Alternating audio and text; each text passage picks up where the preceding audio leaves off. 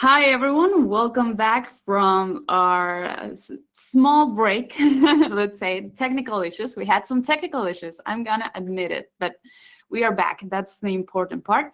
As you may notice, I'm speaking English. So the next talk, it's in English. Be aware that you can use our live translation channels on the Discord server.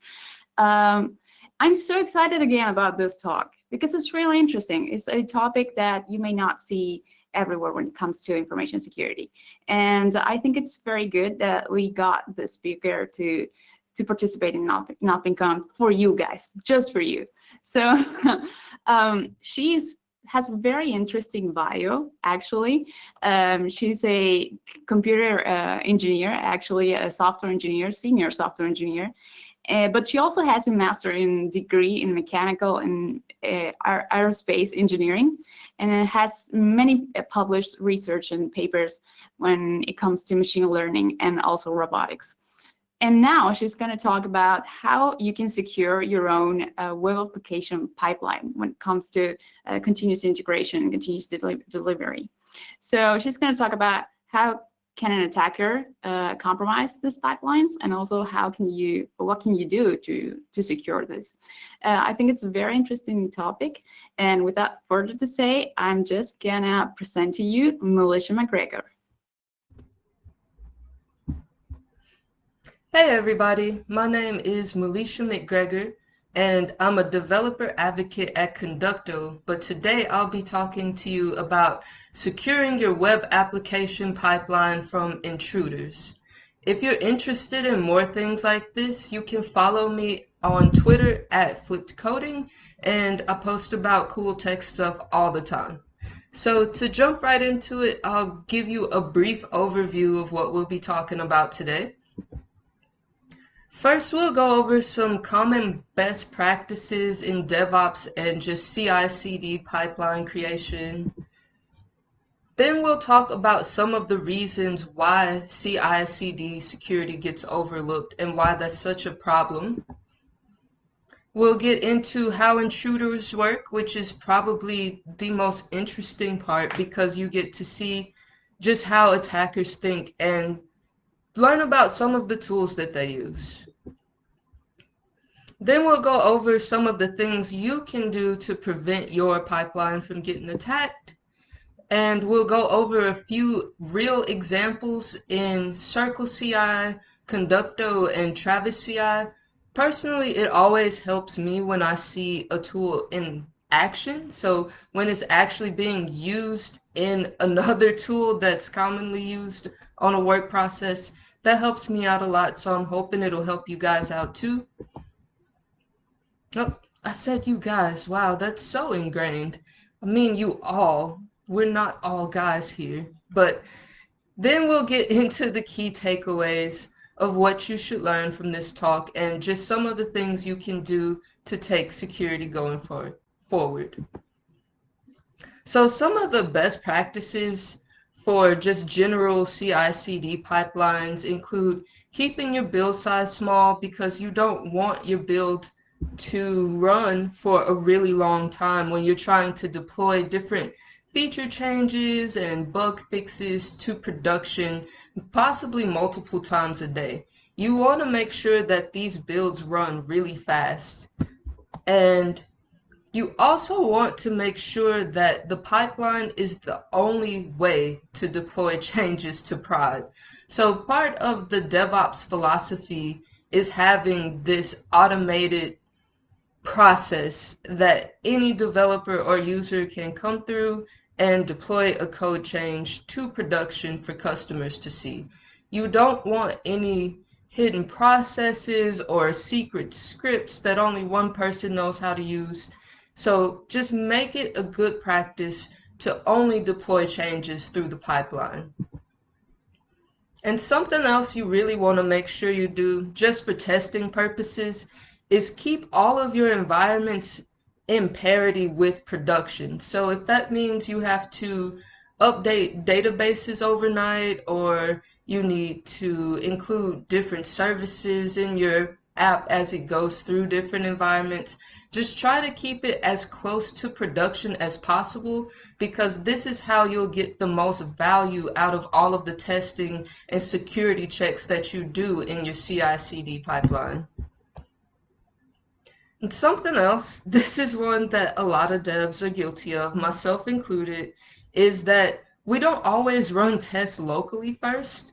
I'm sure a lot of you have typed that dash dash no verify on a Git push, but try to make sure you run your tests locally first.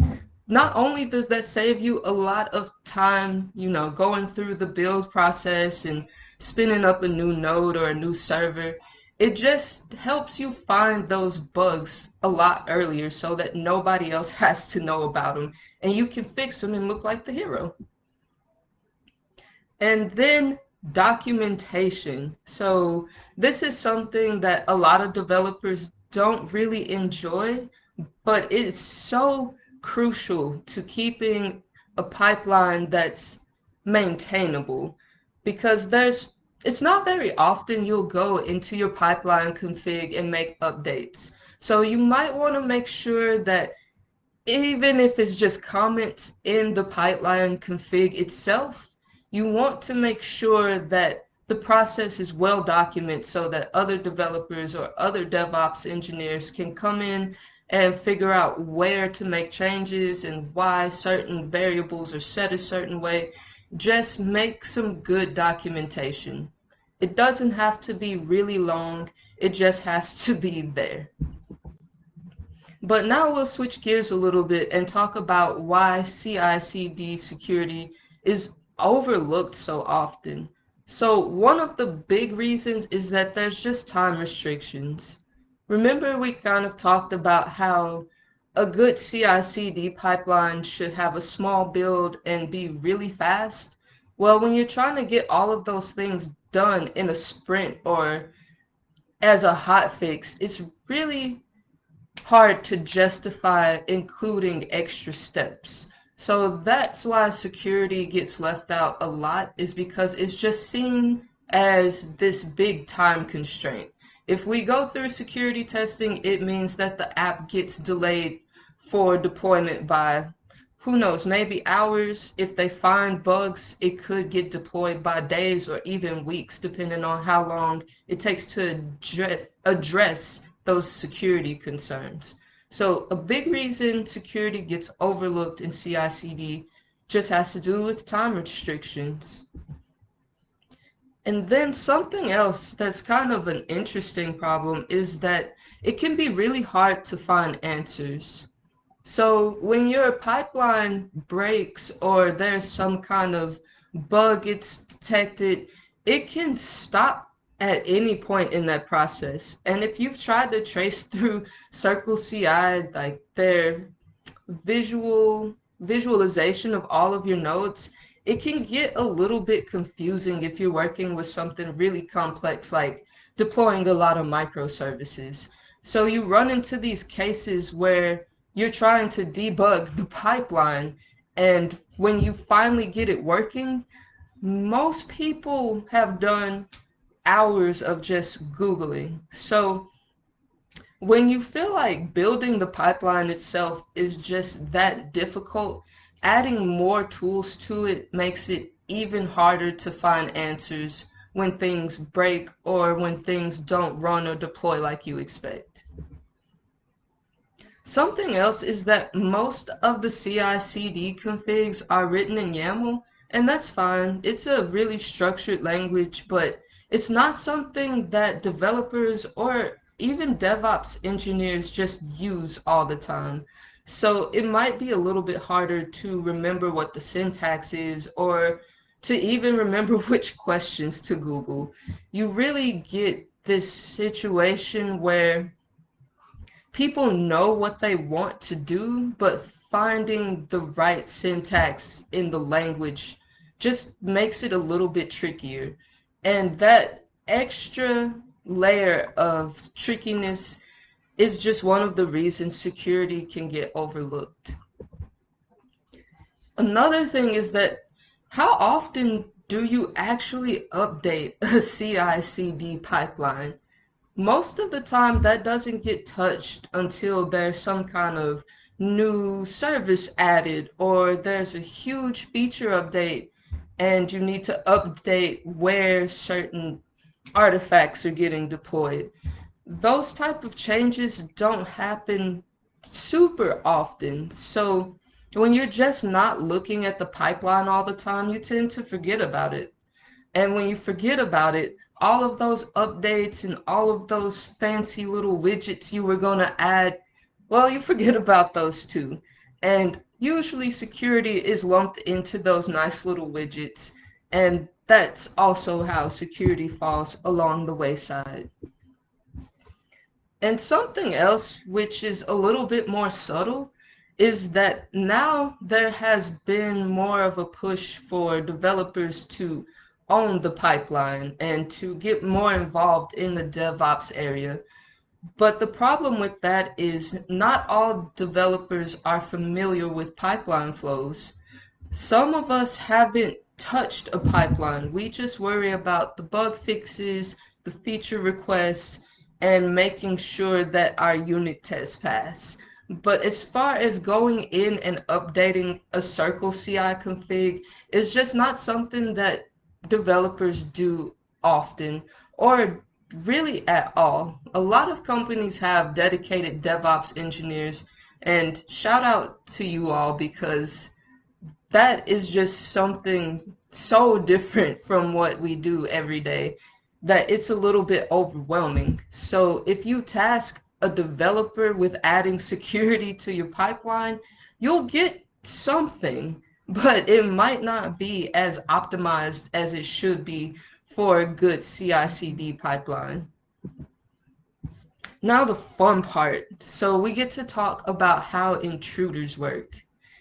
Basically, what they do is really simple. They use attacker tools. Yep, there's no guy just sitting in some dark room trying to hack into the mainframe. There are tools that are sophisticated and very user-friendly now.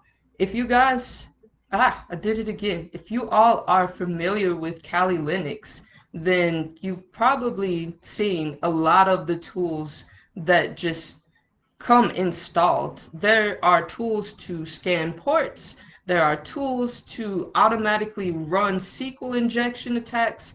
There's tools to run cross-scripting attacks really easily. Like, I'll show you a few of them because we're going to use the same tools they do to try and keep them out of our pipeline.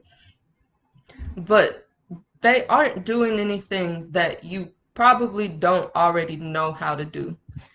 If you know how to set up any new project on a computer, on any operating system, then you probably know how to use attacker tools, or it wouldn't be too big of a jump for you to get up and running with them. Something else that they do that we typically don't do is check for misconfigurations. So when is the last time you checked to see if new developers automatically have admin permissions? Or when's the last time you actually deleted those user permissions for employees that don't work at the company anymore? They just poke around and try to find these little holes in your application, in your pipeline, just throughout your entire process. And they're looking for misconfigurations, like maybe an environment variable isn't encrypted, or maybe you left some kind of secret in your version control. But they're looking for things like that, things that you might normally just overlook in a rush to get it deployed. So kind of like I mentioned, you'd be surprised how many repos just have secrets in their version control. And of course you can go in and delete it, but it's in version control. So anybody that wants to take the time to dig around through your code can, and they will find those secrets if they're in there. That's something that you really want to keep an eye out for. So when you're about to commit changes and I know that we do this for testing sometimes, try to make sure that you aren't leaving any production level secrets in your code. It's not really okay to do it with the development environment, especially if you are keeping parity with production. But before you commit any changes ever, make sure that you did that double check and that there aren't any secrets in your version control, because if there are, somebody will eventually find them. This is also another tricky one. Sometimes we leave ports open that we forget about. So maybe you moved a service from port 3400 to port 7500, but you still left all of the 3400s open. That's a way that they can just get access to your server and you potentially not even know about it because you aren't listening for anything on that port.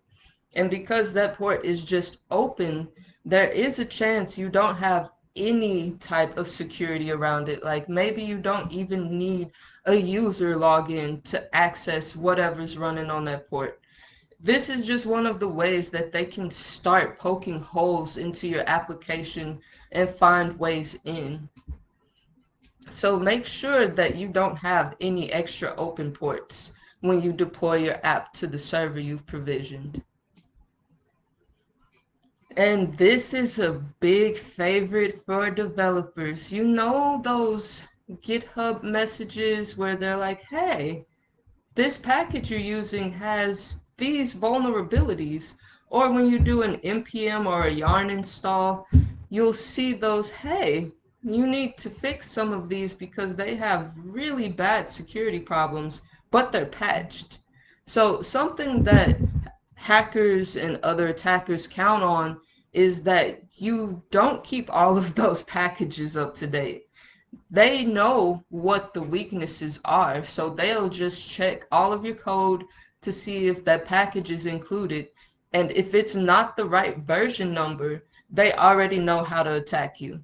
So they can just go into that specific library and have some form of access into your code that you don't want them to. So make sure that when you're going through all of your security auditing, you do take the time to look at the third-party packages you're importing into your application, or else they will find it. So now I want to share with you some of the tools you can use at different phases in your DevOps process to get some of that security coverage that'll keep your application safe and less hackable. So there are four main phases in the DevOps process. You have the build phase, the test phase, delivery, and deployment.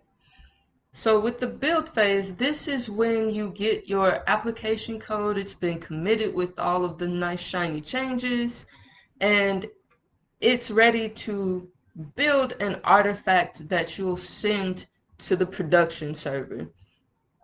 So before you get that artifact that you're going to ship to production, these are a few tools that you can use to do some security checks. OWASP-Z is a really great tool if you're trying to do just some general attacks, just to see if like there's any cross-site scripting allowed or if there's any SQL injection that can happen in your app.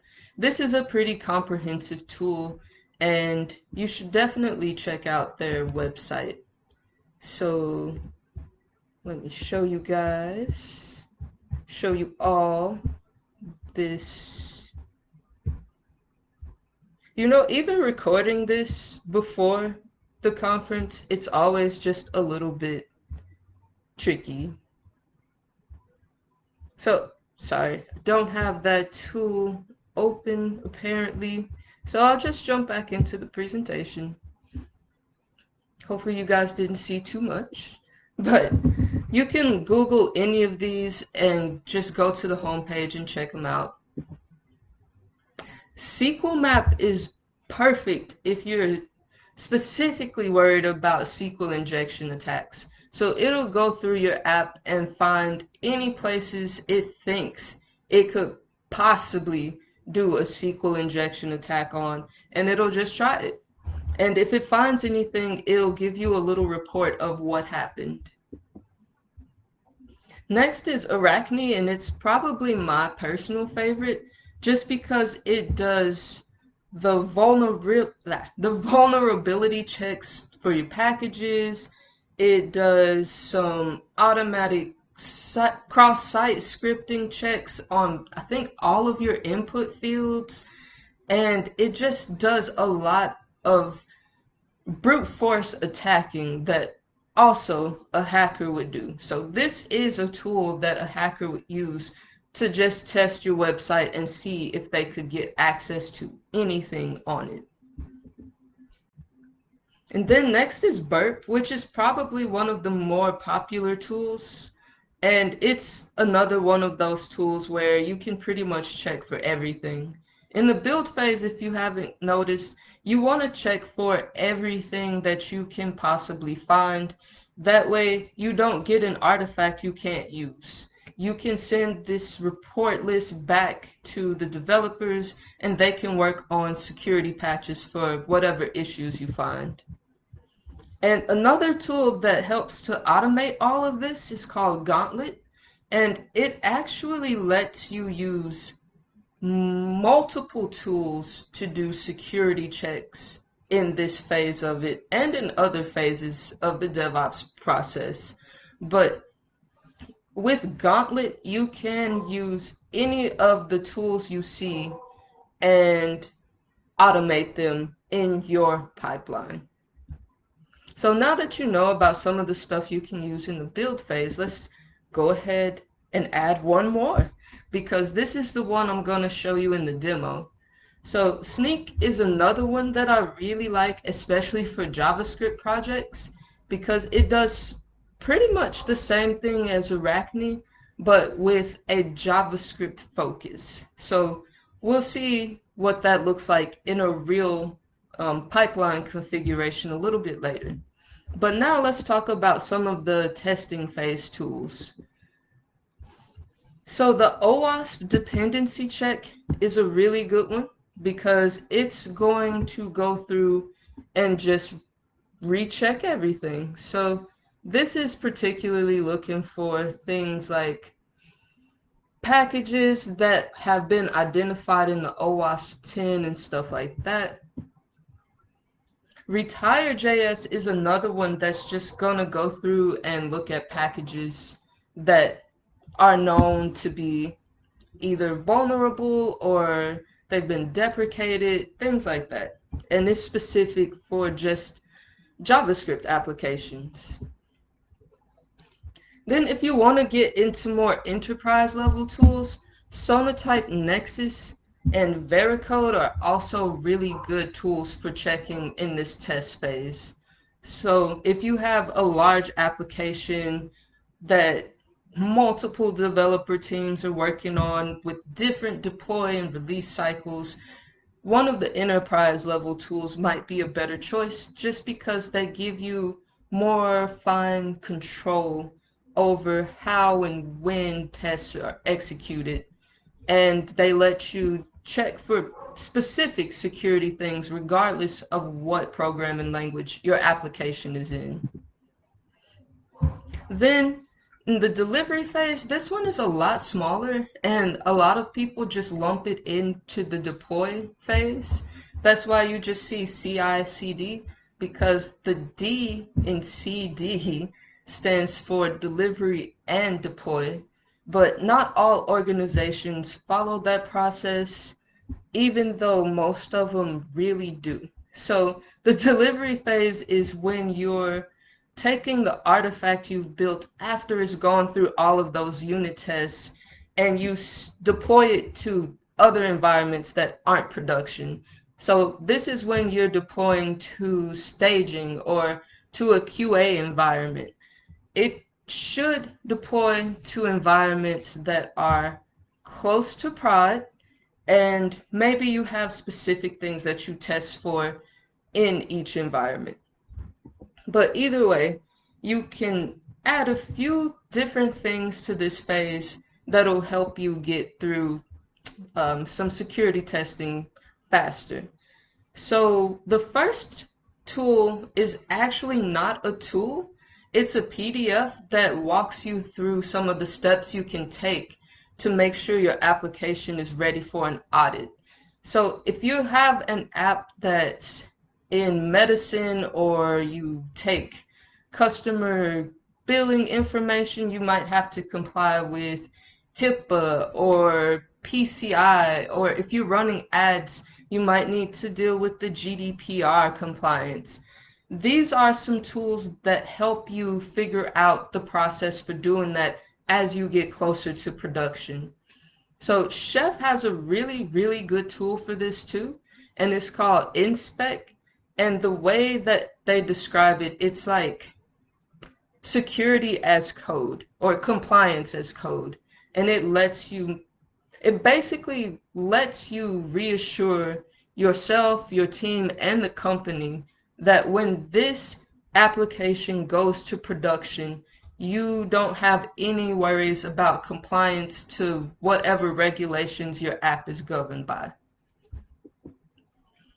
And then lastly, we get to the deploy phase. So this is when you've gone through all of the build checks. This is when you've tested everything because we all love unit tests so much. This is when you've done the soft deploy to staging and QA, where you can check for things like you can run your integration tests to see how your third-party services are working with your tool. This is where you check for those last minute things. In the deploy phase, you are testing directly against production. So you're trying to make sure that your production application is as secure as it can possibly be. So this is when a lot of companies bring in pen testers and try to have hackathons to see if there are any security holes.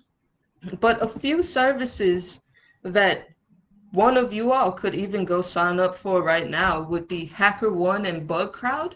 These are just communities where companies put bounties out for anybody that can find some kind of security flaw. So if you're interested in trying to hack, I don't know, I've seen some from Microsoft. I saw one really big one from Apple. But if you're not interested in the big name companies, you'll find a lot of other companies that will give you exposure to how hackers really work. Or you can use one of these services to get somebody to try to hack your app and see if you've made all of the security fixes you needed to. And something else you can use is called Signal Sciences, and it's a different service. So what this one does is kind of more of a monitoring thing. It makes sure that you're not getting any weird hacky activity.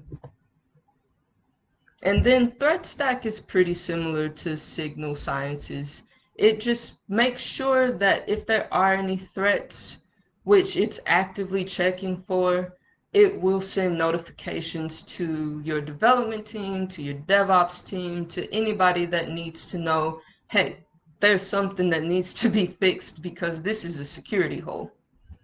But now we'll talk about some of the other things you can do since you've seen the tools. Keep your user permissions up to date, please.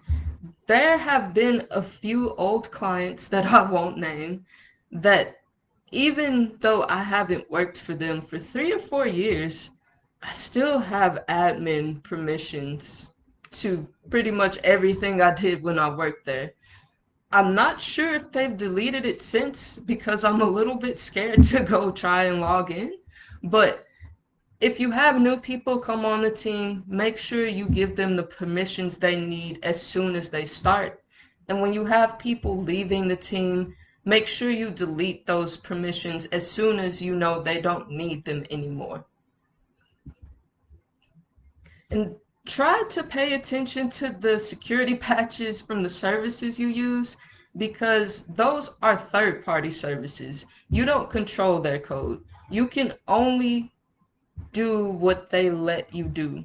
So when they push a security fix in a new version, you want to make sure that you update to that version, even if it causes some breaking changes to your code, because you rather have to deal with a few broken, I don't know, a few broken components or maybe some API responses don't return like you expected. But it's much better to deal with that than to deal with being a headline on the news because all of your customers' data is leaked to who knows who. Again, make sure you don't have unnecessary ports open. There are so many port scanning tools available that are just free, and hackers really do use those to get access to your servers. Don't make it that easy for them because you probably aren't watching an open port that you don't know about. Another thing is that whatever CI/CD tool or pipeline thing you choose to build in, check out their security features. Like, do they have tools that are built in that help you run some of these things automatically so that you don't have to add them? Or do they have different packages or different plans that include security audits? So be mindful of what you're using to build your pipeline in because it might have everything that you need. Then you can also use an IAST security tool to push any type of security issues it finds to a tracking system. So maybe during your testing phase, it finds out that you have this really deeply hidden input field that does allow for cross-site scripting. As soon as it finds that, it's going to take that issue and push it into Jira, or it'll make a GitHub issue, or it'll send a text message. Whatever it does, use something that actually lets you know there's a problem.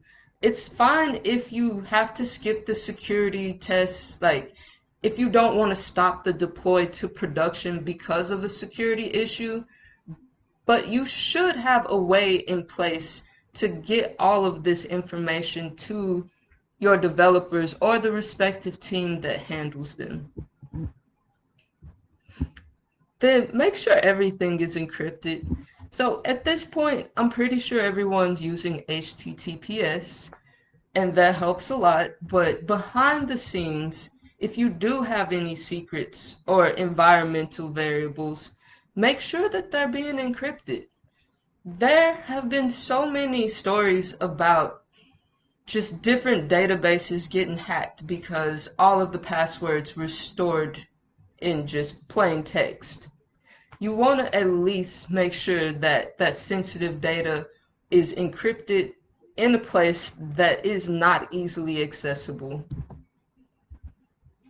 Then, if you want to stay on top of the really big security issues, just follow the OWASP top 10 list.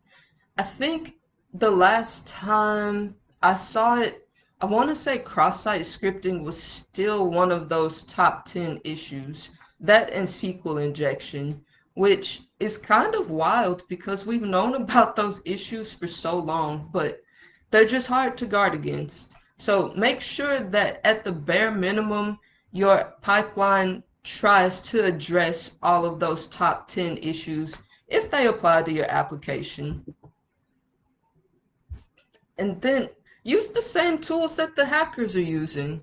There's no better way to figure out how secure your application is than to use the exact same thing that hackers are going to use to try to get in. So when you run across a tool or you have a hacker friend that tells you about this cool thing they found, go use it. See if it's something that you can integrate into your CI/CD pipeline somehow. Because regardless of whether you do or you don't, it's good to know about them so that you can try and prepare your code and your infrastructure for any attacks that could come. And now we're going to get into the real world application of this. So I'm going to show you a little code, and I will go ahead and say this is like just some skeleton code because I can't show you the super sensitive information that does go into a config file. But basically in this case, we're just going to pretend we're deploying some kind of JavaScript app to production, and we're using Sneak as our security check. But basically the way that this works in Circle CI is you get this Sneak orb and you use it right before you get into all of the build phase things. So in this case, we're checking for any high severity vulnerabilities. So this is going through and checking all of our packages to make sure that none of them have this super high severity threshold. And if they do, then we're not going to stop the build because it doesn't fail whenever it finds an issue. But we will know that if it finds a package that has a high security threat, it will let us know.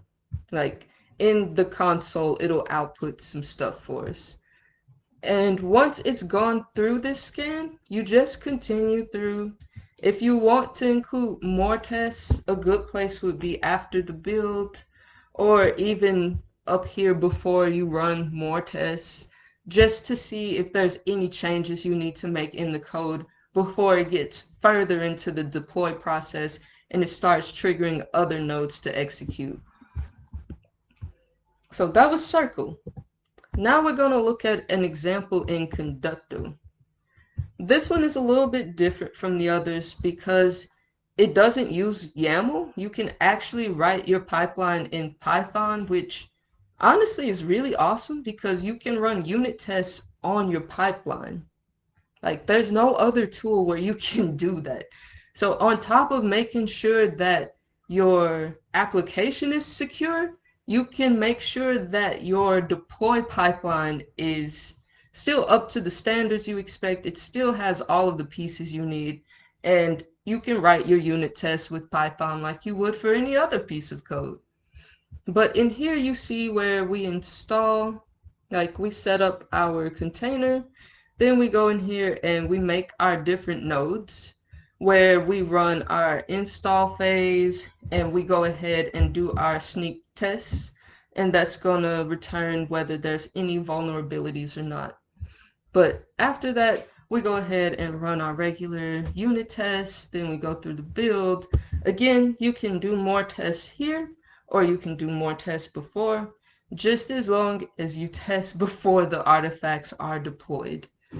But the cool thing about Conducto is that you can just see everything, just how everything is working. You can define what goes into your node, and you can see the different steps in your pipeline really easily.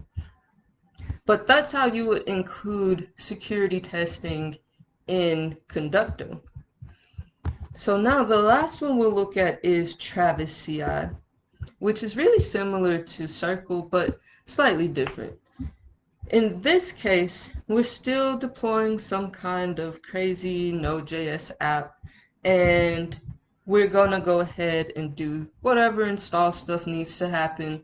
But then we get here to the sneak tests, and we've added a different sneak command here. And basically what this does is if there are any vulnerabilities found, it tries to fix them, basically. But this is how you would include sneak testing in a Travis CI pipeline. So I know that those were really short, simple examples, but I wanted to show you that including these tests in your pipeline doesn't have to be super complicated. It is often as easy as adding an extra command into one of the nodes. So the main thing that happens is when you add these commands is it changes the runtime for the builds because you have extra tests to run. So you have to find that balance of adding security tests versus how long it should take a build to run. So the common metric for how long a build should be is the coffee test. Can your pipeline finish running in the time it takes you to go make a fresh cup of coffee? If it does, then it's probably fine. If it takes longer than that, that's where that balance really comes in because you'll have to figure out whether it's worth the extra time to run those tests or not, because that's going to slow down your time to production. So I'm going to go ahead and wrap up with some key takeaways.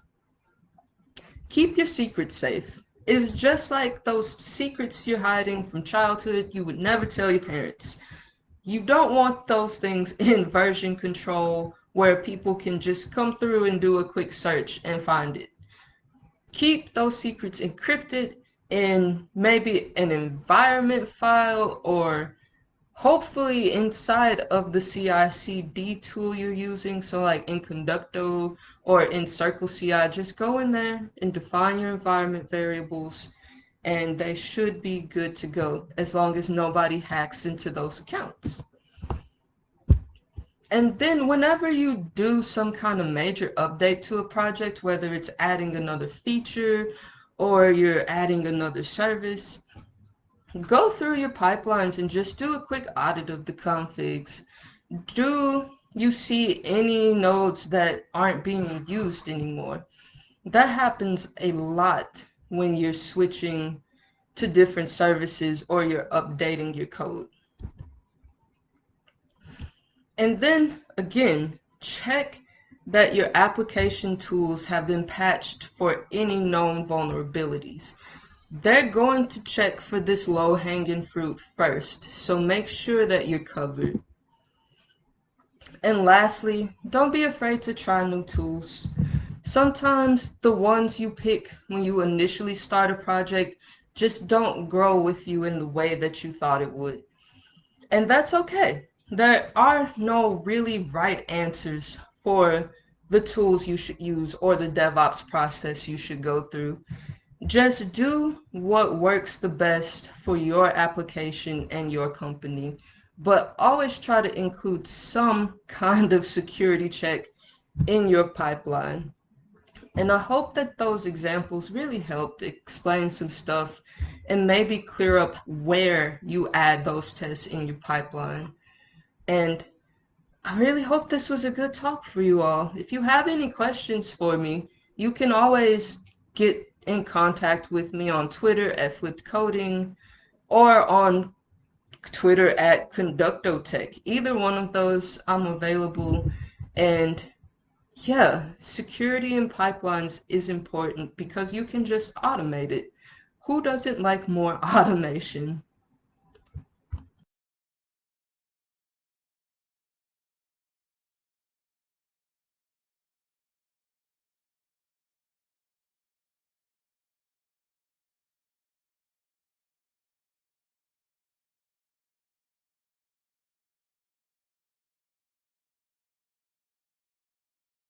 Well, I promised you an interesting talk. And in fact, this was such an interesting talk.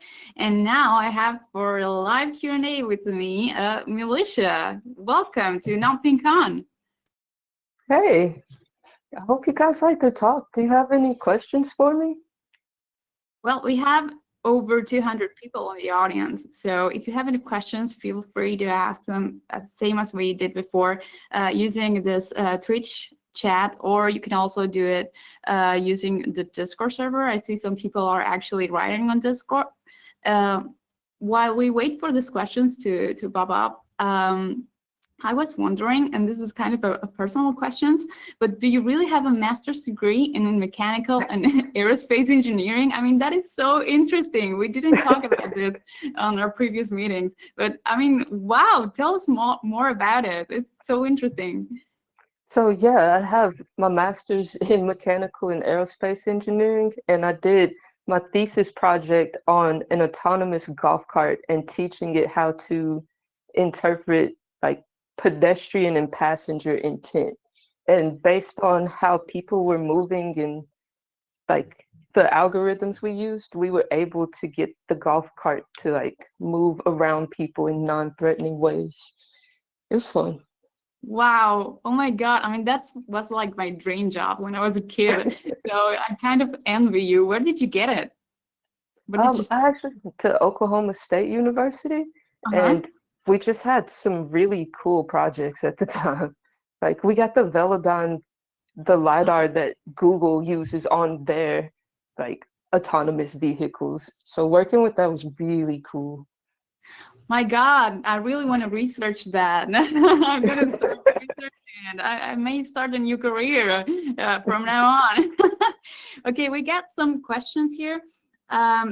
What resources do you recommend to learn more on Circle CI and Conducto? Um, Honestly, for both of them, just to get started with anyways, the documentation. They have pretty straightforward examples to make basic pipelines, and then you can just add different nodes and whatever processes you need from there. That's great. We got another one for the CI/CD Sec talk. How would you integrate SonarQB into it? Does it compare it with Snyk? Hmm, it kind of is like SonarQube is kind of like Snyk. It goes through and checks for the vulnerabilities, but I haven't personally used it before. So I'm assuming it would be really similar. Like there's just a certain, maybe an orb in Circle CI, or there's some package you can download for Conducto to get SonarQube like set up in it. I have a Lily. Lily, you are writing a question. That's so long. That's taking so long. I've seen her writing since like 10 minutes. It's so funny. We got another people writing as well. While we wait for these questions. Oh, okay, here. For people who are university students, can you give us tips to venture into CI/CD? Oh, honestly, the best advice is just to go try to build the pipeline. Even if you don't have a super fancy web app or data science project, just try to put something together and see if you can push your local code to GitHub and trigger a pipeline build. And I don't know, maybe try to deploy like a React app to Netlify with Conducto or with Circle CI or something. Just try to do some kind of real project. It doesn't have to be big. As usual, just get practical with it, hands-on. Yeah. Do you also have recommendations for understanding bug bounties for newies? Honestly, the HackerOne little tutorial course is really good because that's where I learned a lot about hacking. Like they break down some of the concepts really easy. So if you aren't quite sure of what approach to take, that's a really good place to start. That's great. Yes, I totally agree. We got another one coming in. Any tips for integrating Snyk with container registries? How fast is it for this type of task? That is a really good question. I So, know. oh, Congratulations to guess Louis. One posting I it. guess I guess if you put the I guess if you integrated Snyk in maybe like a Docker file, you could put it in a container registry, but it kind of depends on what checks you're doing. Like Snyk has it where it can do some surface level scans or it can go a little bit deeper. If you need the test to run really fast in your pipeline, you might just want to do like the surface level check for vulnerabilities instead of the deeper dive for like cross-site scripting checks or SQL injection checks. I get it. How effective is the use of containerized servers? Oh, you guys have some really good questions. Honestly, they are super effective just because you can deploy the same code that you've been working on locally to production without worrying about any weird OS changes or any packages that you don't know about getting included into it. But that's the biggest thing with containerized servers is they just give you that consistency the whole way through. That's great. We got, I think, one more question coming in. I'm not sure. I'm waiting for it because I see him typing. Luis, if you want another chance to ask another question, this is your chance. I'm giving you the chance right now.